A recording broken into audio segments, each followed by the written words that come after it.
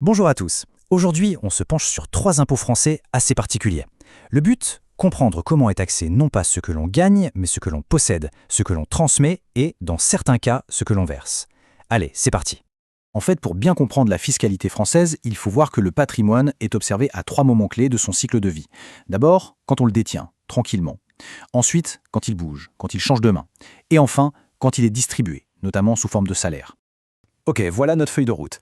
On va commencer par l'impôt sur le patrimoine que l'on détient, puis celui sur les transactions, et on finira avec une taxe qui concerne les salaires. Et bien sûr, on fera une synthèse à la fin. Commençons donc par le patrimoine statique, celui qu'on possède. Et là, l'impôt star, c'est l'IFI. L'IFI, donc, c'est l'impôt sur la fortune immobilière. Il a remplacé l'ancien ISF, l'impôt de solidarité sur la fortune. Mais attention, la grosse différence, c'est qu'il ne cible que l'immobilier. Tout ce qui est actions, œuvres d'art, placements financiers, eh bien, ça sort du champ de cet impôt. Alors, le chiffre clé à avoir en tête, c'est celui-ci. 1 300 000 euros. Si le patrimoine immobilier net d'un foyer fiscal est en dessous de ce seuil, eh bien, on n'est tout simplement pas concerné par l'IFI. C'est le ticket d'entrée, si on veut. Et quand on dit immobilier, le fisc voit large. Évidemment, il y a les maisons et les terrains. Mais ça inclut aussi des choses plus subtiles, comme des parts de sociétés civiles immobilières ou même la fraction immobilière de certains contrats d'assurance vie. Tout est évalué à sa valeur de marché au 1er janvier de l'année. Heureusement, on n'est pas taxé sur la valeur brute. Le système permet de déduire pas mal de choses pour arriver à une valeur nette. La déduction la plus connue, c'est l'abattement de 30% sur la résidence principale. On peut aussi déduire les crédits immobiliers en cours et certains impôts comme la taxe foncière. Pour que ce soit plus clair, regardons ce cas pratique. La famille Gold. Leur résidence principale, paf, abattement de 30%. Leur part dans une SCI utilisée pour leur travail, 0. C'est un actif professionnel exonéré. Et pour leur autre SCI, en location, on ne prend que leur part de 50%. Du coup, on part d'une valeur totale de 3,7 millions, mais la base brute taxable tombe à 2,2 millions. Et ce n'est pas fini. De ce montant brut taxable, on enlève encore les dettes. Ici, un crédit immobilier et les taxes foncières. L'impôt sur le revenu, lui, n'est pas déductible. Et on arrive enfin au patrimoine net imposable, un peu moins de 2 millions d'euros. C'est sur cette base que l'impôt va être calculé. Une fois qu'on a ce montant net, on applique ce barème, qui est progressif, comme pour l'impôt sur le revenu. Alors, petite subtilité à connaître, même si le seuil d'entrée est à 1,3 million d'euros, le calcul de l'impôt, lui, commence à partir de 800 000 euros. C'est un détail technique, mais il a son importance. Bon, on a vu le patrimoine qui dort. Maintenant, passons au patrimoine qui bouge. Que se passe-t-il quand il change de propriétaire, que ce soit via une vente, une donation ou une succession? C'est là qu'interviennent les droits d'enregistrement.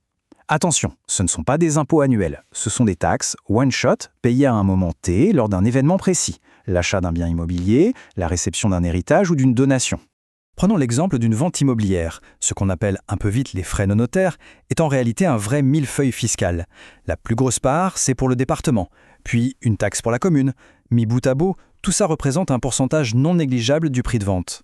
Il y a une distinction fondamentale à faire entre la succession, qui a lieu après un décès, et la donation, qui se fait de son vivant. L'une des différences majeures, c'est pour le conjoint ou partenaire de Pacs. Il est totalement exonéré de droits de succession. En revanche, s'il reçoit une donation de son vivant, ce n'est pas le cas. Un autre point clé, les abattements pour donation se rechargent tous les 15 ans. Ce tableau le montre bien. Le montant qu'on peut transmettre sans payer d'impôt, c'est ça, un abattement, dépend très fortement du lien de parenté. Logiquement, plus le lien est direct, comme entre parents et enfants, plus l'abattement est important. La philosophie du système, c'est de favoriser la transmission au sein du noyau familial proche.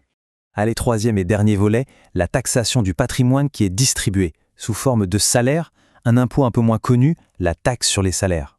Alors cette taxe est un peu particulière. Pour faire simple, elle a été pensée pour une raison d'équité. La plupart des entreprises payent de la TVA sur ce qu'elles vendent, mais certaines, en raison de leur activité, en sont largement exonérées. Du coup, la taxe sur les salaires vient en quelque sorte compenser ce manque à gagner pour l'État. Et qui la paye concrètement? Eh bien, pas tout le monde. Loin de là. On retrouve principalement le secteur bancaire et financier, les compagnies d'assurance, le monde associatif ou encore le secteur médical et social. Ce n'est donc pas un impôt qui touche la majorité des PME françaises, par exemple. Le calcul est un peu technique, mais l'idée de base est simple. On regarde la proportion de chiffre d'affaires qui n'est pas soumise à la TVA. Plus cette proportion est élevée, plus la part de la masse salariale qui sera soumise à la taxe sera importante. C'est une simple question de ratio. Et sans surprise, on retrouve un système de barème progressif. La taxe n'est pas un taux unique appliqué à tous les salaires. Elle est calculée tranche par tranche pour chaque salarié avec des taux qui augmentent en fonction du niveau de rémunération. Voilà, on a fait le tour. Prenons un instant pour récapituler les grandes idées qu'on vient de voir.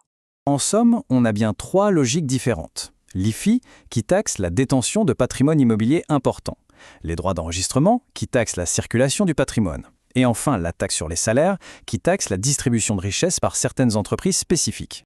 Tout cela nous amène à une question de fond pour l'avenir, avec l'émergence des cryptoactifs, des NFT et de nouvelles formes de richesse numérique. Comment ces structures fiscales, souvent conçues à l'origine pour des actifs très concrets comme la pierre, devront-elles évoluer pour rester pertinentes? La question reste ouverte.